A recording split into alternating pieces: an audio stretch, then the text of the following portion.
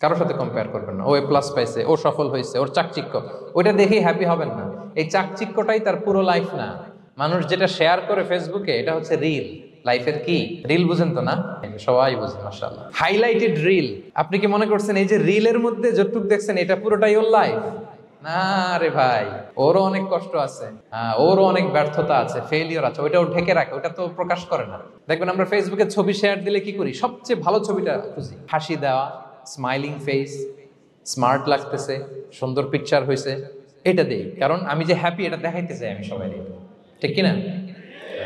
তার মানে আমার দুঃখের অংশটা তো আমি শেয়ার করি না।